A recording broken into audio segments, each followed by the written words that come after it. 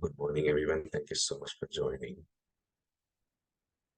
I am going to reflect on how to take the practice that we do, the practice that is awareness based, or the remembrance of our awareness.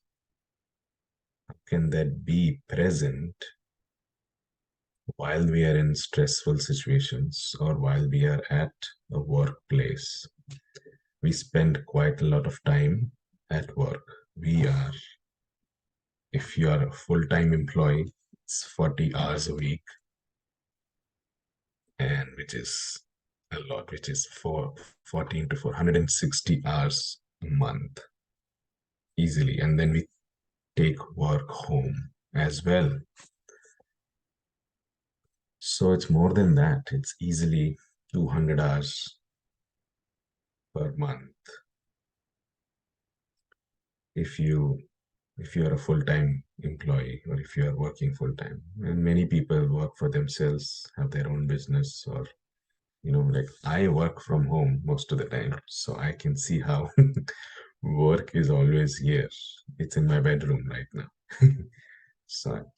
So how can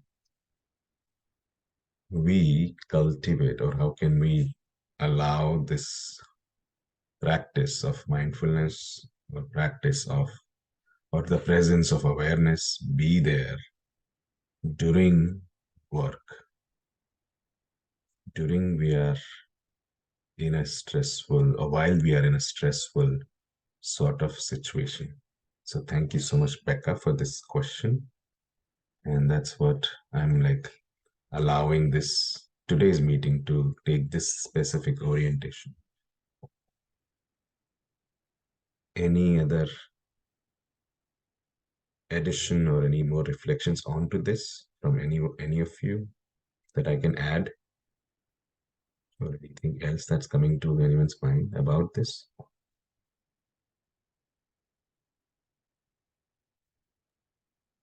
I have one more thing, but I also want to allow Alex and Gloria to be able to also provide any feedback. My last piece is I think the stress piece that's coming in for me is other people's sense of urgency and their stress and anxiety is, I feel like I'm taking that on, and it's affecting me. And so I'm trying to figure out how to be with that and how to not allow other people's emotions or stress kind of latch on to me. Mm.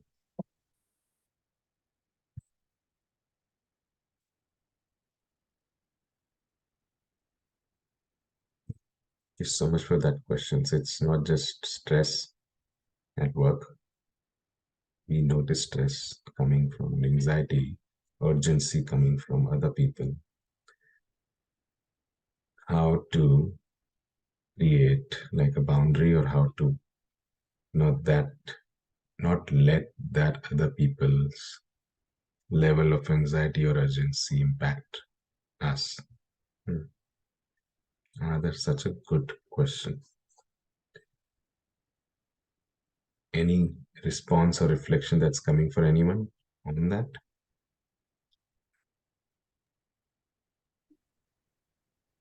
Yes. That is very, very, very difficult in this society. I used to be a teacher, so I worked at a school. The school will have demands from the district.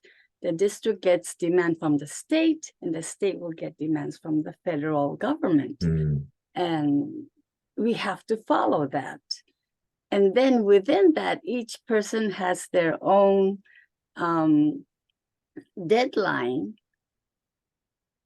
So if I go, and I was thrown into that world, and if we don't follow, for example, I was just a teacher, so if I don't follow the administrator's deadline, then I'm going to be in trouble. And if we don't listen to the administrators, then the school or the district will be in trouble. So I couldn't really just say, I have my own world. Don't let this affect me. But now that I'm retired, if I go back, I will still have to follow the deadline.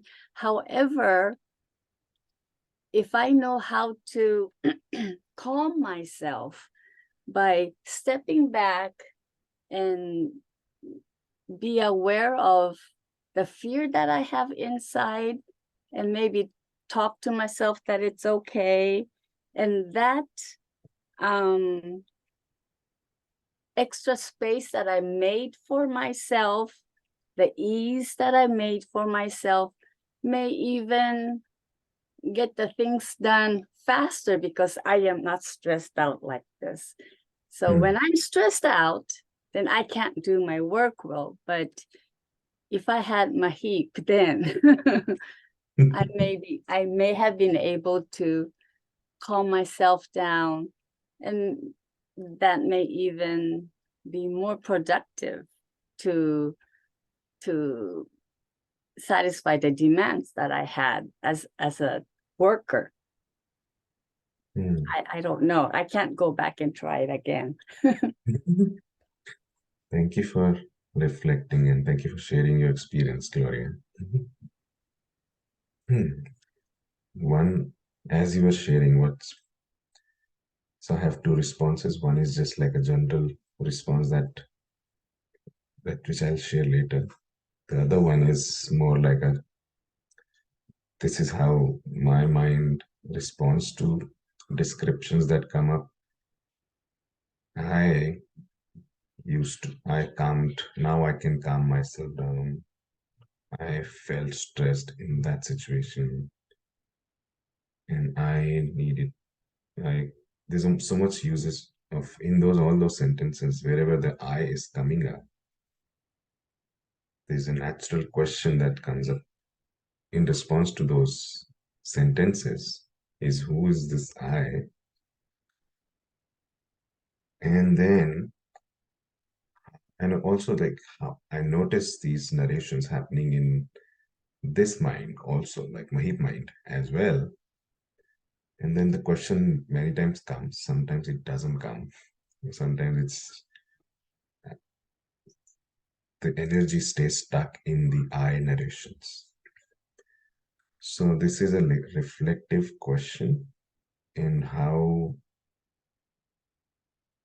the feeling of I takes ownership of the expectation thoughts, expectation feelings, and the seriousness of the work or the urgency that is being felt, which is coming from the boss, the employer, the state, the federal. So that comes up as energy from other people, and which this body feels as energy, and another form of energy internally, or let's say in relationship to that energy from outside, anxious energy. And what happens is this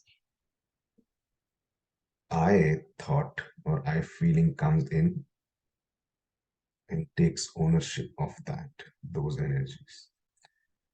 So what I'm suggesting is, let me use a metaphor which simplifies this. Is right now there is air around this body. There's oxygen, hydrogen, nitrogen, everything. And there's a in-breath happening. So there's air or another form of energy is outside there, around everywhere, which is this world. And then it comes in. As I breathe in, there is that air goes in and stays in this body for a few seconds, and it leaves. Now something that was outside, for a few seconds it is within this physical structure. There's a tendency to call this me, but at what time was that air me? It's right now outside. This is not me. This is just air. Now it's inside. I can, usually culturally speaking, this is me.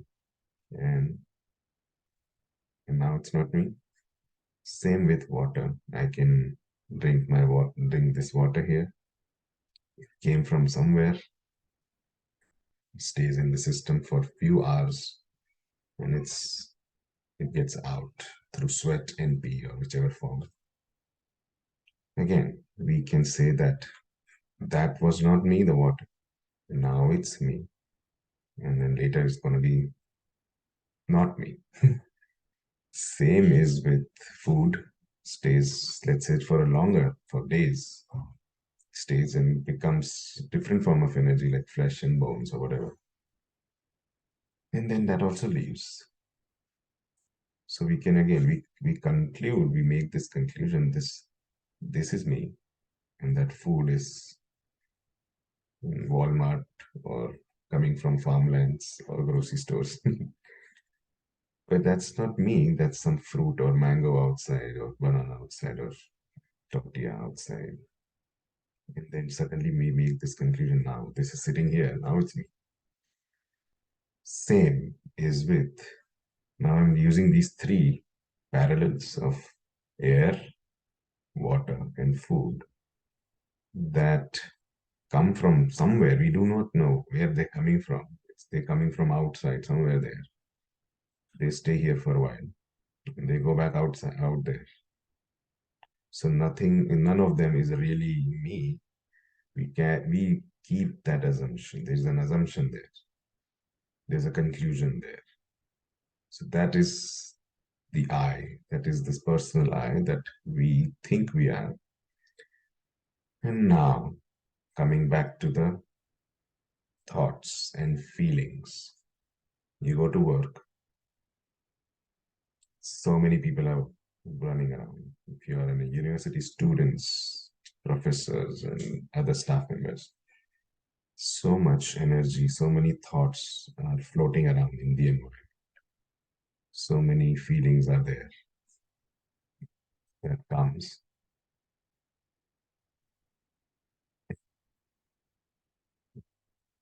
Interact with whatever this structure is, this mind. And there's another assumption of if anxiety is in the room, we feel it, we sense it, and we start taking ownership. Now it's so much easier with food, water, or air, because they don't feel so personal. But it's so much harder with thoughts. But they feel so personal. They literally have this thought of I sticking to them. I am anxious, stressed. This, this. So there's always this I. Oh, is it? Sometimes I'm too far away from my laptops. Yes. So the thoughts have this I tendency with them. The feelings have this I tendency, or the ego in normal cultural language. Ego is so sticky like a black tar. It gets stuck to these thoughts and feelings which are coming from somewhere out there. They stay in our system and then they leave.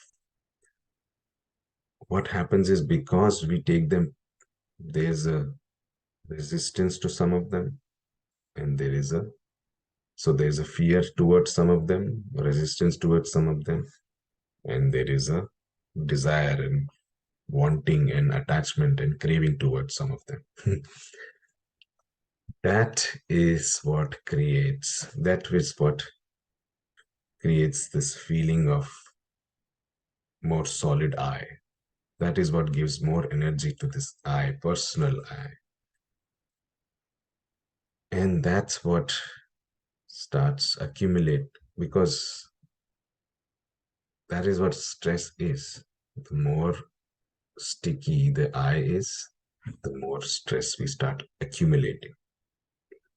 Just like, if you start seeing water as separate, as like this is my water, I do not want to give it away. I like this water. You're gonna drink it continuously.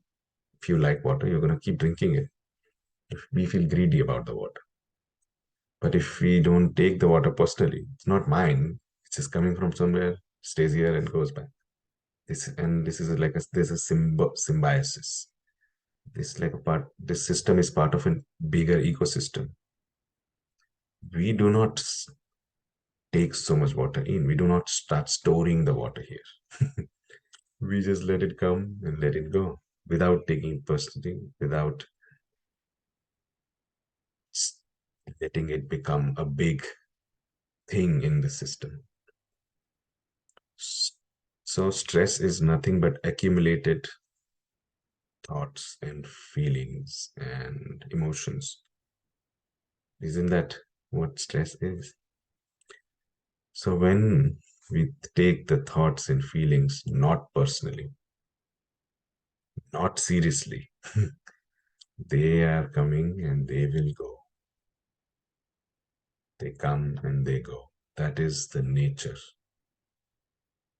When we resist, resistance gives attention to them. Attention is energy. I don't want to think about this. I don't want to feel anxious. No, no, no. Keep this away.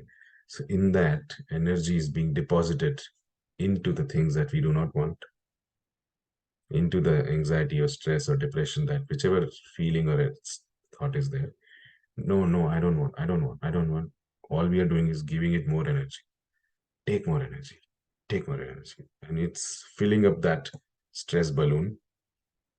On the other hand, I want more happy. I want to stay more happy, stay peaceful, stay in this nice place. I want more stability, more of these things. So now wanting, that's the balloon number two. We keep wanting, and that becomes a repetitive tendency, and we again accumulation of thoughts and feelings. Because we are giving it more energy, more attention, and that stays in the system.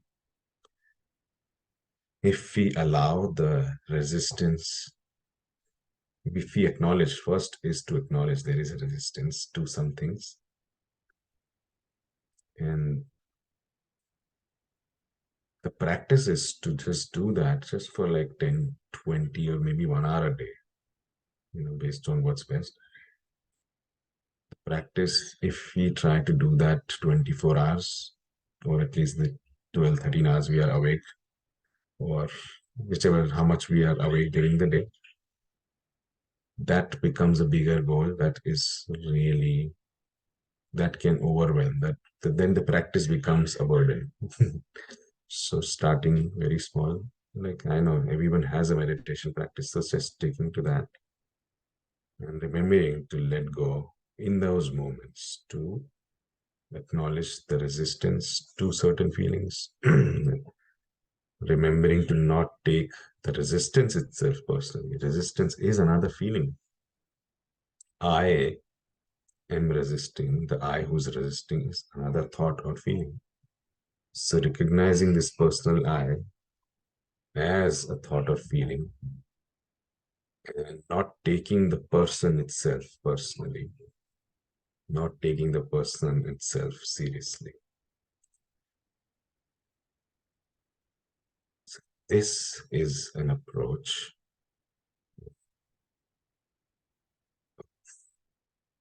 It directly ties into who am I. So acknowledgement or recognition of this I happens through this question, which keeps coming up every week for us. Who is this I? When we realize, oh, there was a personal I who was resisting something, or there was this personal I who was trying to want something. Oh, it's the personal I. So where is this I? We don't find it, and We look for it. Where is it? You will never find this personal I, or all you will find is sensations, thoughts, and feelings. If you look, if you pay attention to where it's coming from, when we really intentionally look for it, all that we see is some visuals, sensations, or we experience thinking or feeling, or some memories might come. But there is no actual this. There's no identity there that who we can locate. This is the one I who's in control of all this process.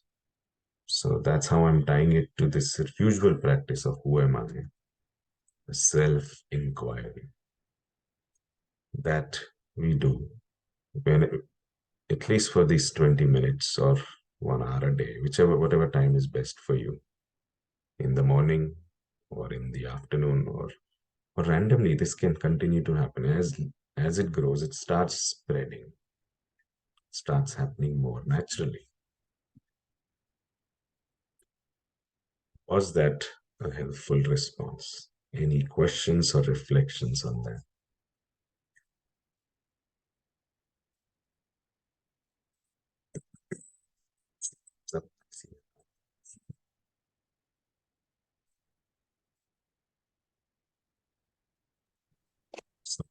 So I'm taking lots of notes. So thank you. I really appreciate it. Okay, so just to kind of reiterate, so it sinks in a bit more, especially at work or just in life in general, there's a lot of thoughts and feelings in the room from just lots of thoughts and feelings. And when there's a sense of anxiety in the room, we can start taking ownership of it because it sticks to the sticky tar of the ego. Yes. And then we feel like it's ours, like we'll take it on. The more sticky the feeling of I is, the more you identify with those feelings. And then when we take thoughts and feelings not personally, but let them just come and go, they can just flow through easily because it's just kind of coming and going. But if you have a feeling of resistance towards Mhm. it, you're just giving it more energy. So that's like how you said balloon number 1. Mhm. And then if you are wanting more peace or more balance and you have that feeling or sensation of wanting, that's like a balloon number 2. So in the practice, it's just acknowledging the resistance or acknowledging the wanting, acknowledging that they're just thoughts or feelings.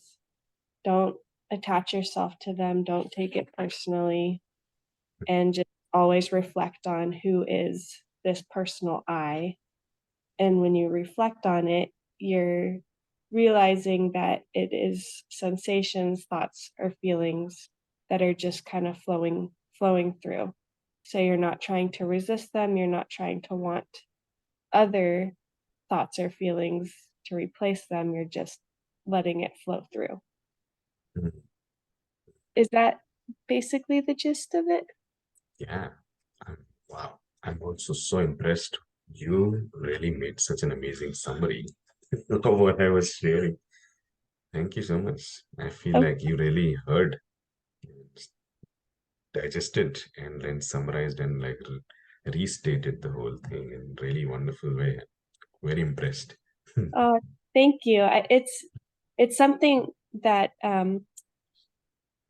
it's so funny now that I say I. It's something I'm working on because I don't even know how to talk now. I know. But it is something that has been coming up, And Mm. so I think the really important pieces that are sticking out for me or coming are I think I've been feeling that feeling of the resistance to it, Mm. and the feeling of wanting not that. It's wanting Mm. something else.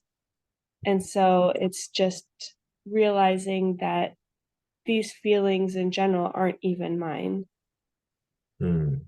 Mm. and just that they're just a feeling, and just let it pass through, and Mm. don't catch or identify with it, because it's not even this personal eyes to begin with. Mm. Mm. Right? Yeah. Yeah. Okay. It's Thank really you. good. That's super helpful. Thank you so much.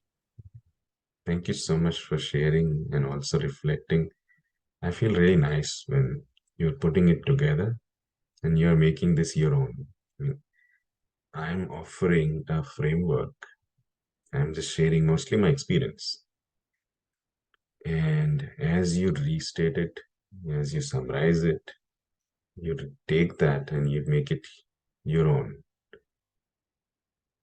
And that is like real, that is such a deep connection.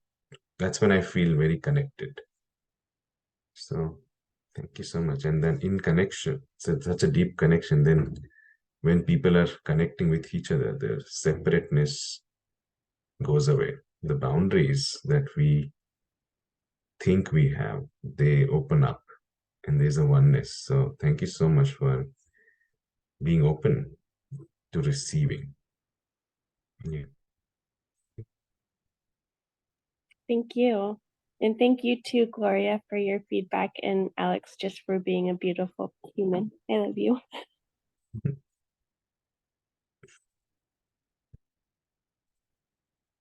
Okay.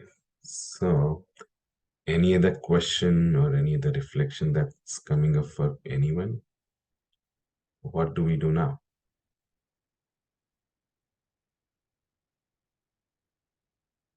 Yes, Gloria. Um,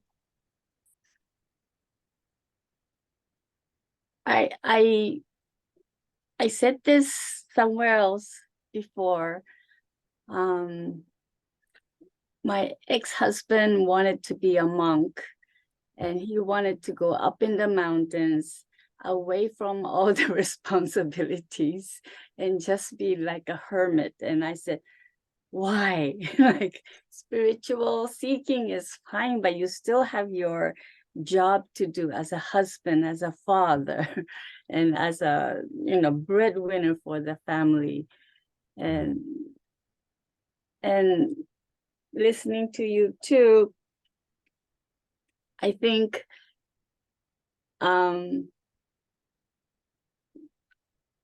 we still have to understand what Mahi was saying, all these things, yet we live on this earth, in this society, so we still have to do our work. Yeah. Mahi needs to change the diaper. You cannot I say, know. oh, and just not do it. We still have to do it. But I think how we keep ourselves stable, it makes the life easier, life chores easier. You still have to study for the exam, you still have to drive to the market, you still have to change your baby's diaper.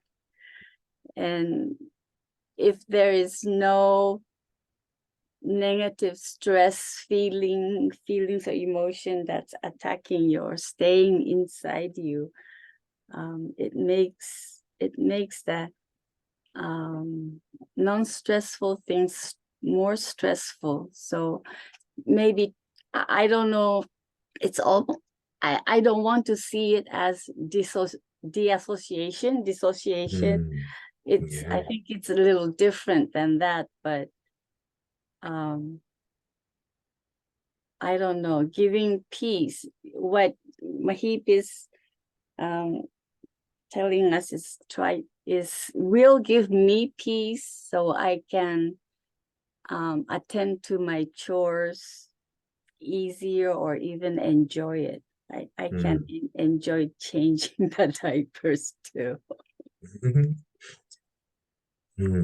But then I don't know, maybe that's another egoistic me doing the chores.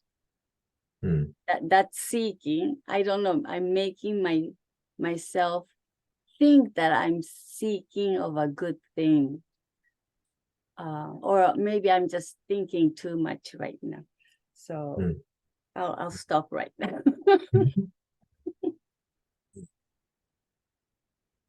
Thank you. I was mumbling. I'm sorry. It's okay. It's okay. And this is such an open space that I can really be flexible what to do based on what's happening. So that's why I didn't make much structure. Anyways, I appreciate you. That mumbling was here. I appreciate that thinking was here. And then we use this term I and like me or you. That's part of the culture. So that will continue. It's fine. And plus, how I see it is like whether we are identified or not, things will continue to happen.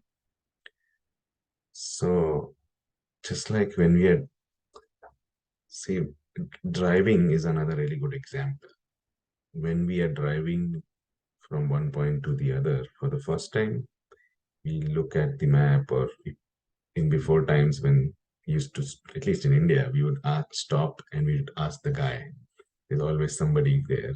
You stop your car and you ask outside, people are there, and you how to get to that place, or when it's whichever place. We all have to make a decision. There's always what to do now. There's so much happening in that journey of, let's say, half an hour from getting to point A to point B. And let's say if that's a new workplace, we are going there for our first day of work. So there's more anxiety. We are just thinking a lot. We are going through a lot of decision making in that journey. Now, after we have been driving on that journey, on that path for the last, let's say, 1 year or 2 years, we no longer use the Google map, and we no longer stop to ask that guy. We don't make decisions. We don't need the I there. See, there's no I who's anxious. There's no I there who's deciding. There's no I who has to have a choice or free will to do this or that. It's just happening. Things are just happening. This car, you get in, this person gets in the car, and the car, there's an autopilot. But there's a difference I want to say, and I want to take in the comment that you made about dissociation. So this is not dissociation. There are different terms. There's one term called decentering. It's in psychology research. And another term is,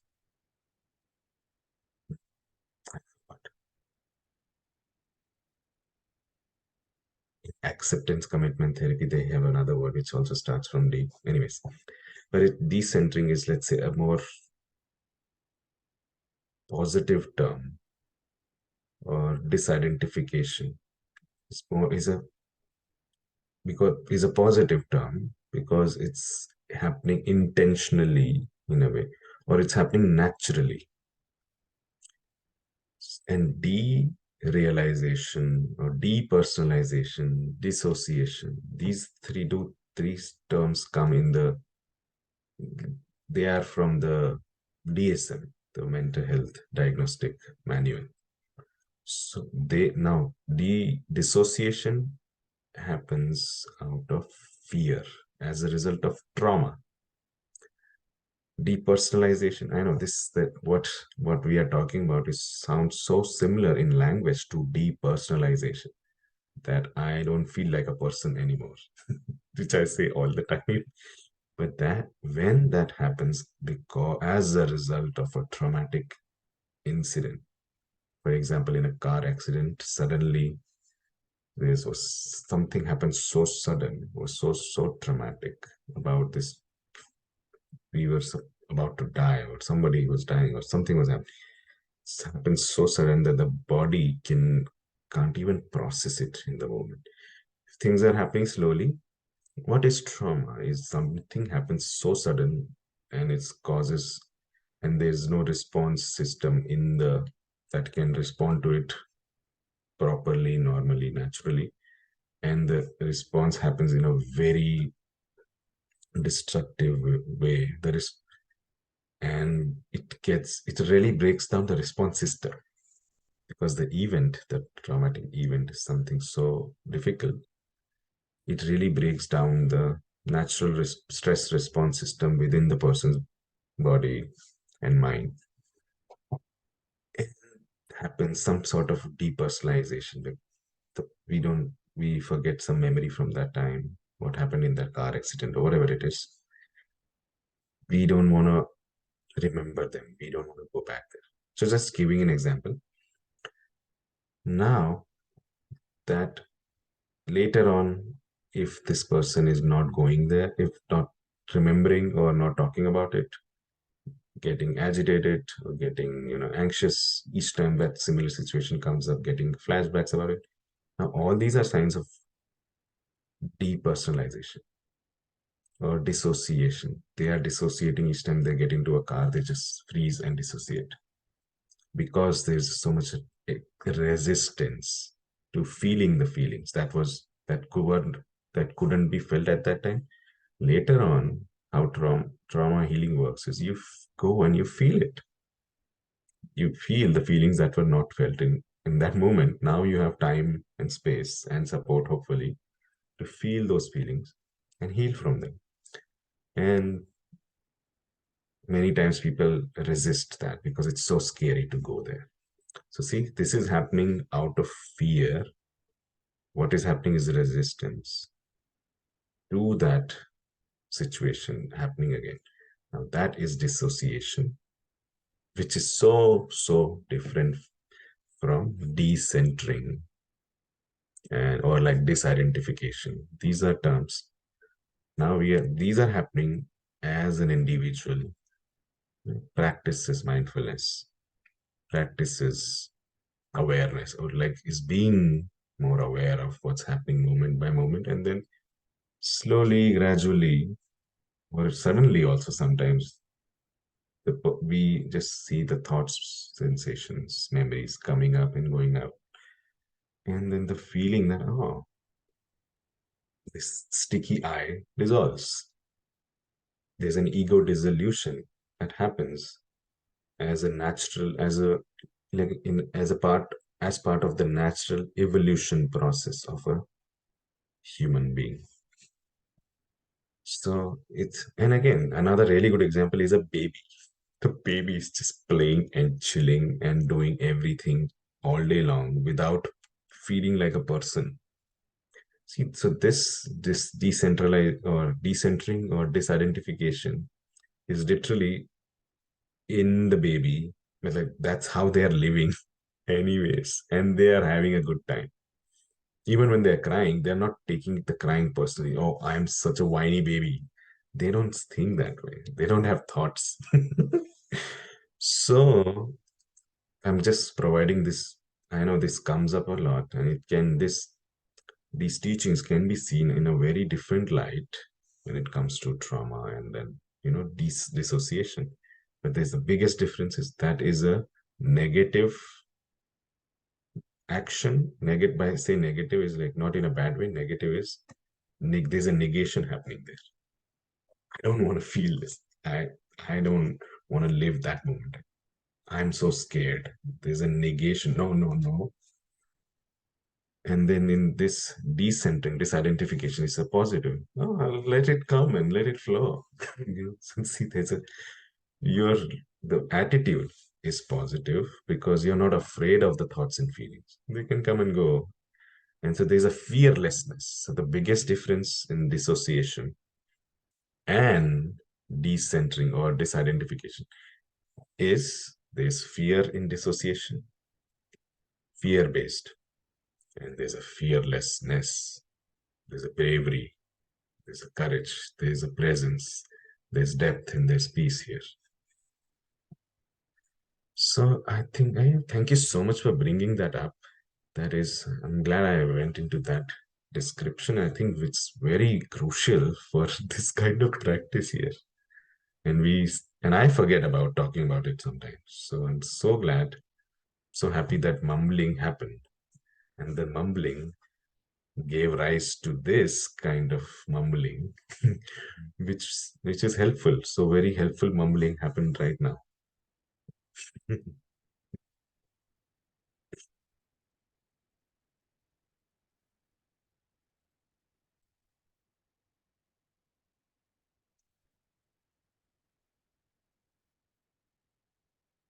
Is there any other questions or reflections or comments coming up?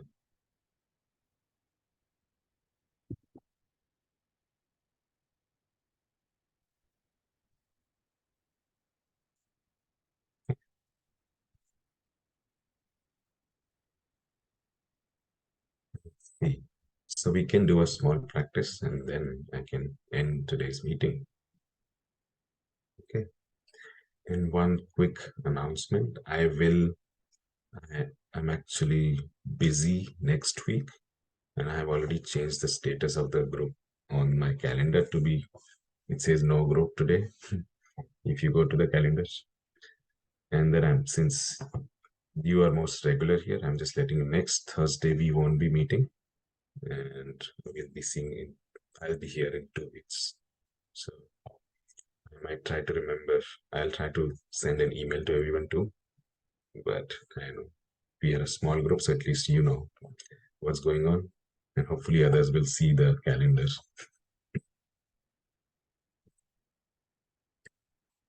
Okay. Let's do a small practice and then we'll go home. Home is right here actually. So we'll not go anywhere. Yes, Alex is pointing towards her heart. So yes, we are always home. Okay, so if possible, let's get into a position that's more comfortable, maybe sitting and with your back straight and neck straight. You can close your eyes if that's helpful. And then I invite you to bring the attention to the sensations, to the feelings of breath.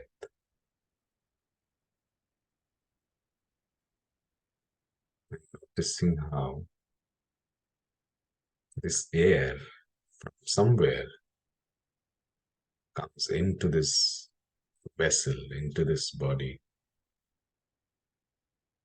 changing it for a moment, giving it life energy, and then goes away. Noticing how that is happening moment by moment. This energy in form of oxygen comes from somewhere out there, stays in here for a few seconds,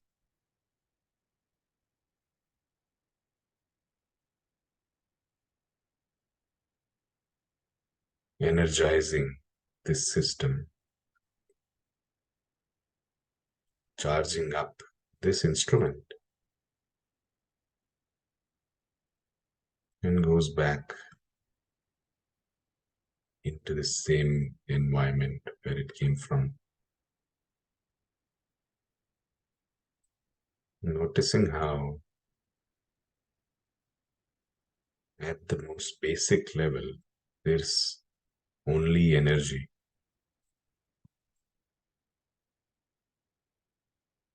Energy that cannot be created and cannot be destroyed and can only change its form.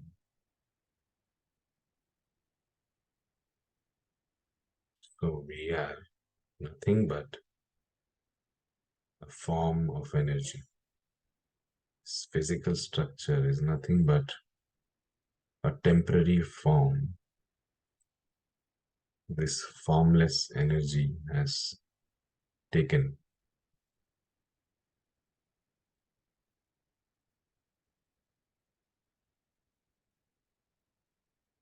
So at the very core, we are nothing but energy rising and passing and changing.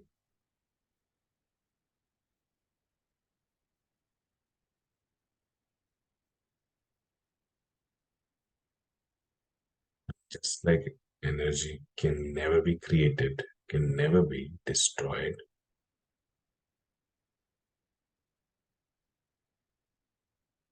we are uncreated, indestructible.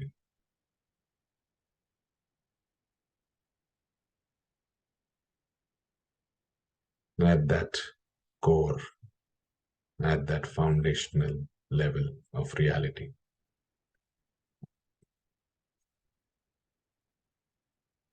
Recognizing this basic truth, this universal truth.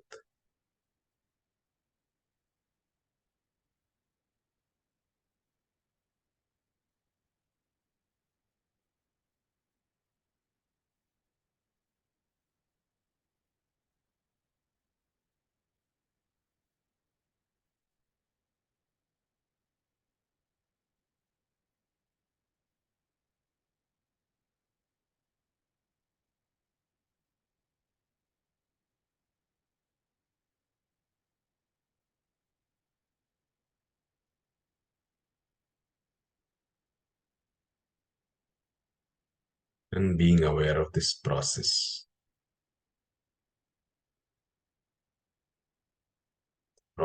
of energy coming in,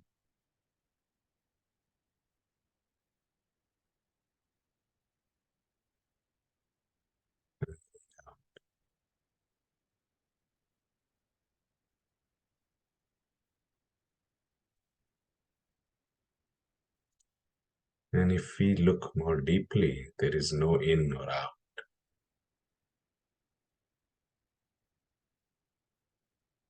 If everything is energy, how can there be a separation?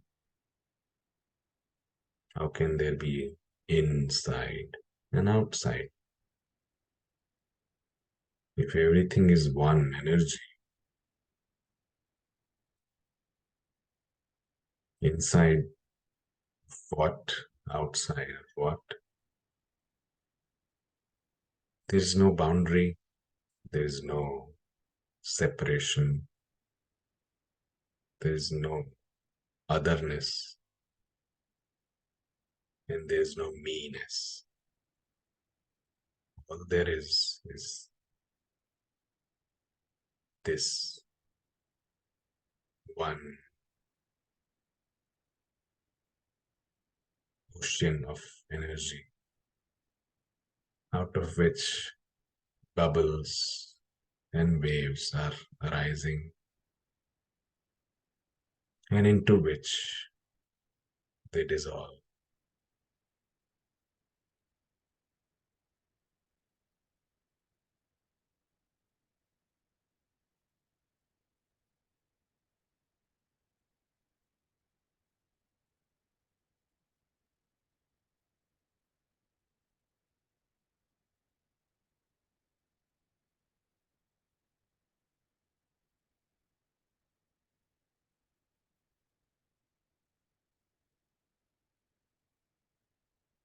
Every moment is brand new. Every moment is a new form of energy. And at the same time, it's made out of the same energy.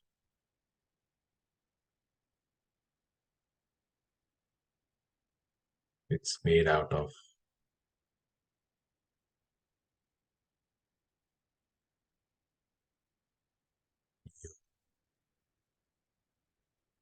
are that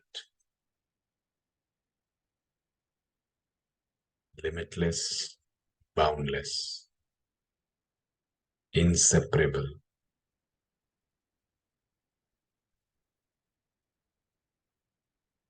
flow of energy that is never created, never destroyed,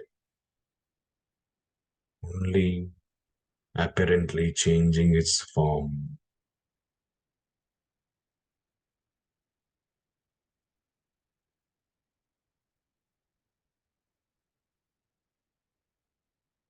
You never began. You were never born. You were never created.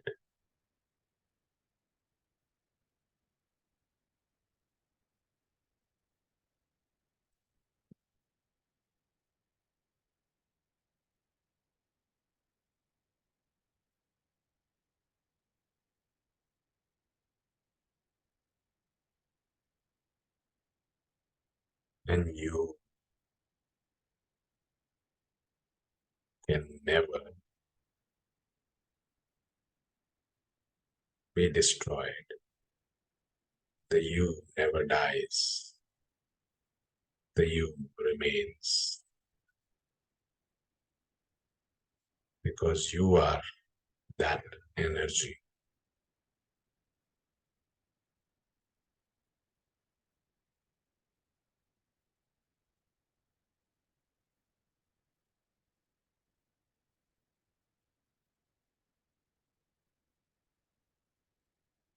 Form is emptiness, and emptiness is form.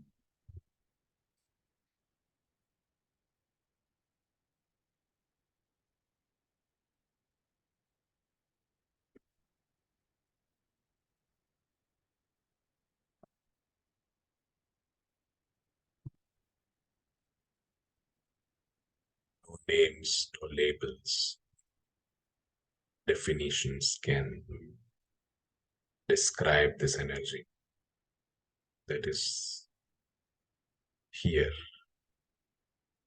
that is you.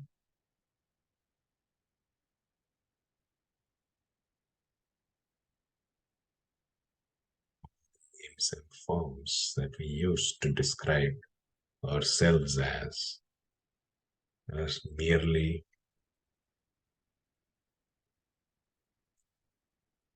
temporary descriptions, incomplete definitions. We are.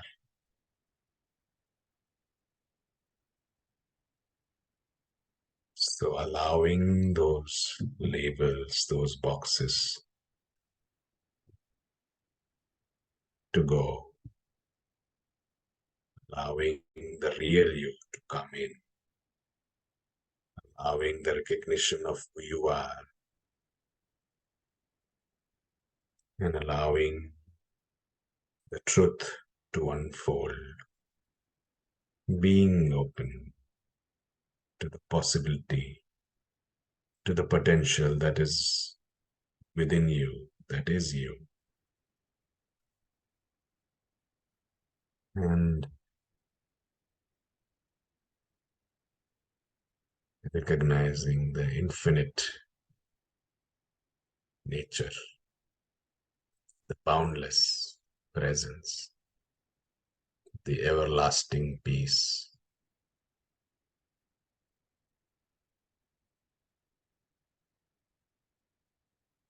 the indivisible,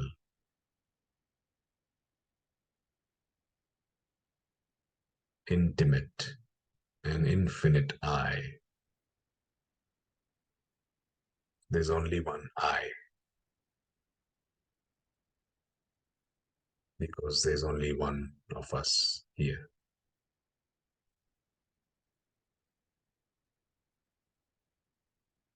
No person, no feeling, no thought.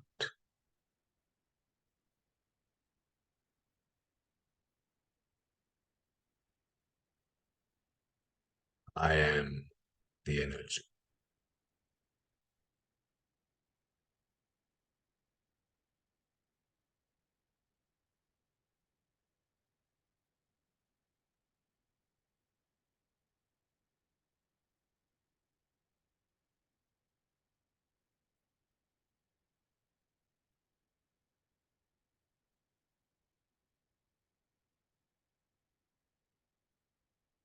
Let's bring the attention to the breathing process again.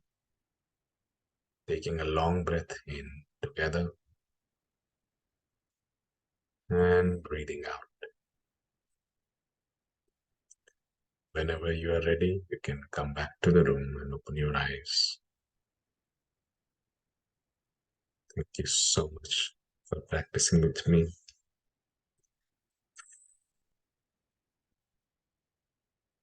And have a really wonderful rest of your day.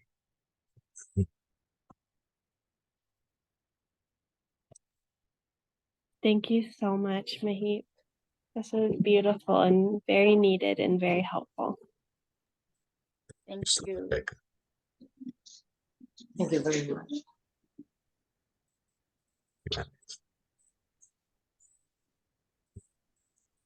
Bye-bye, everyone. Have a great day. Bye. Bye. Thank you.